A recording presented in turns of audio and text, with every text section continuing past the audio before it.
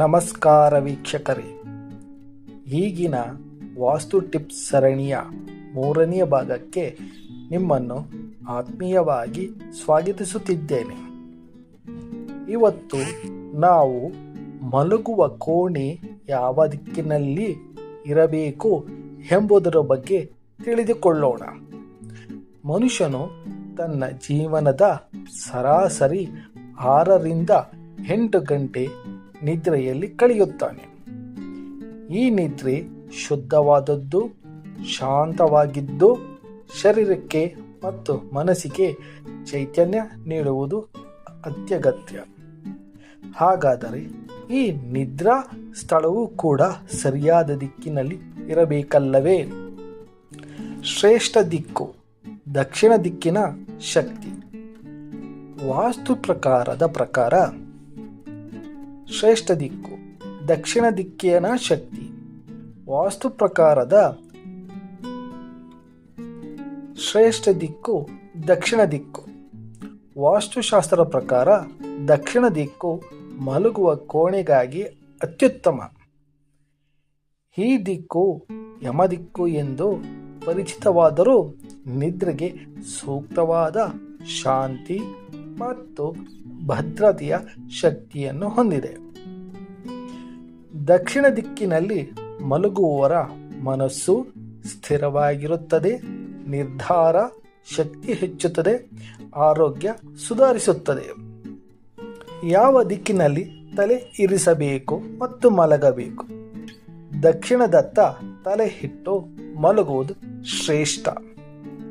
ಪಶ್ಚಿಮಕ್ಕೆ ತಲೆಯಾದರೂ ಒಪ್ಪಿಗೆ ಇದೆ. ಪೂರ್ವಕ್ಕೆ ತಲೆ ಇಟ್ಟು ಮಲಗುವುದು ವಿದ್ಯಾರ್ಥಿಗಳಿಗೆ ವಿದ್ಯಾಭ್ಯಾಸಕ್ಕೆ ಉತ್ತಮ. ಆದರೆ ಉತ್ತರದತ್ತ ತಲೆ ಇಟ್ಟು ಮಲಗುವುದು ತೀವ್ರವಾಗಿ ತಪ್ಪು. ಈಶಾನ್ಯ ಅಥವಾ ಉತ್ತರ ದಿಕ್ಕಿಗೆ ತಲೆಗೆ ಮಲಗಿದರೆ ರಕ್ತದ ಒತ್ತಡ, ಮನೋವೈಕಲ್ಯ, ಕನಸುಗಳ ತೊಂದರೆಗಳು ಉಂಟಾಗಬಹುದು. ಮಲಗುವ ಕೋಣೆಗೆ ಸೂಕ್ತ ಅಂಶಗಳು: ಕೋಣೆ ಶುಭ್ರವಾಗಿರಲಿ, ಹೆಚ್ಚು ವಸ್ತುಗಳಿಂದ ತುಂಬಿರಬಾರದು, ಬೆಳಗಿನ ಸೂರ್ಯ ಬೆಳಕು ಬರದಿದ್ದರೂ ಸರಿಯಾದ ವಾತಾವರಣ ಇರಲಿ, ಹಾಸಿಗೆ ಗೋಡೆಯ ಪಕ್ಕದಲ್ಲಿರಲಿ, ಮಧ್ಯದಲ್ಲಿ ಇರಬಾರದು, ಹಾಸಿಗೆ ಪಕ್ಕದ ಕಡೆ ಹೊಳೆಯುವ ಕನ್ನಡಿಯೂ ಇರಬಾರದು, ಟಿವಿ ಅಥವಾ ಕಂಪ್ಯೂಟರ್ ಮಲಗುವ ಕೋಣೆಯಲ್ಲಿ ಇರಬಾರದು, ಗ್ಲಾಸ್ ಕವರ್ ಮಾಡದ ಕನ್ನಡಿಯು ಹಾಸಿಗೆಯ ಎದುರು ಇರಬಾರದು, ಶೌಚಾಲಯದ ಪಕ್ಕದ ಗೋಡೆ ಹಾಸಿಗೆ ಇದ್ದರೆ ಆರೋಗ್ಯದ ಮೇಲೆ ಪರಿಣಾಮ ಬೀಳಬಹುದು.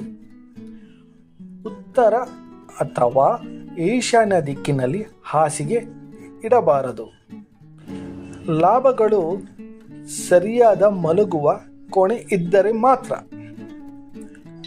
ಉತ್ತಮ ನಿದ್ರೆ ಗುಣಮಟ್ಟ ಹೆಚ್ಚುವುದು, ಬುದ್ಧಿವಂತಿಕೆ, ಶಕ್ತಿಶಾಲಿತನ, ಆರೋಗ್ಯವನ್ನು ನೀಡುವುದು, ಒತ್ತಡ ಕಡಿಮೆಯಾಗಿ ಕುಟುಂಬದ ಸಂಬಂಧಗಳು ಬಲವಾಗುವುದು, ಮಕ್ಕಳ ಓದುವ ಮನಸ್ಸು, ಪತಿಯ ಉದ್ಯೋಗ ಯಶಸ್ಸಿಗೆ ಸಹಕಾರ, ದಂಪತಿಯ ನಡುವಿನ ಭಾವನೆಗಳು ಸಮತೋಲನವಾಗಿರುತ್ತವೆ.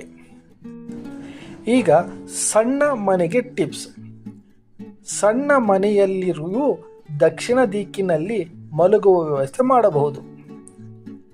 ಅದಕ್ಕೆ ಹಾಸಿಗೆ ಸ್ಥಳ ಬದಲಾಯಿಸುವುದು ಅಥವಾ ಕೋಣೆ ಫರ್ನಿಚರ್ ವ್ಯವಸ್ಥೆ ಸರಿಪಡಿಸುವುದು ಸಹಾಯ ಮಾಡುತ್ತದೆ. ಕೊನೆಗೆ ನಿಮಗೆ ಒಂದು ಕಿವಿ ಮಾತು: ಮನೆಗೆ ಶಕ್ತಿ ಹರಿಸಲು ನಿಮ್ಮ ನಿದ್ರಾ ಸ್ಥಳ ಸರಿಯಾದ ದಿಕ್ಕಿನಲ್ಲಿ ಇರಬೇಕೆಂಬುದು ಅತ್ಯವಶ್ಯಕ. ನೀವು ಸರಿಯಾದ ದಿಕ್ಕಿನಲ್ಲಿ ಮಲಗಿದರೆ ಅದು ನಿಮಗೆ ಶಕ್ತಿಯ ದಾರಿ ತೆರೆದಂತೆ. ಮುಂದಿನ ವಾಸ್ತು ವಿಡಿಯೋಗಳಲ್ಲಿ ಅಡಿಗೆ ಮನೆ ಯಾವ ದಿಕ್ಕಿನಲ್ಲಿ ಇರಬೇಕು, ಮಕ್ಕಳ ಓದು ಕೋಣೆ ಟಿಪ್ಸ್ ಹಣದ ಸಮಸ್ಯೆಗಾಗಿ ದಿಕ್ಕು ಪರಿಹಾರ, ಕಚೇರಿ ಅಥವಾ ಕೆಲಸದ ಸ್ಥಳದ ವಾಸ್ತು. ನಿಮ್ಮ ಮನೆಯ ಹಾಸಿಗೆ ದಿಕ್ಕು ಸರಿಯಾಗಿ ಇರದಿದ್ದರೆ ಪ್ಲ್ಯಾನ್ ಕಳಿಸಿ, ನಾವು ನೋಡುತ್ತೇವೆ. ಈ ವಿಡಿಯೋ ಇಷ್ಟವಾದರೆ ಲೈಕ್ ಮಾಡಿ, ಶೇರ್ ಮಾಡಿ ಮತ್ತು ನಮ್ಮ ಚಾನಲ್ ಸಬ್ಸ್ಕ್ರೈಬ್ ಮಾಡಿ. ಧನ್ಯವಾದಗಳು.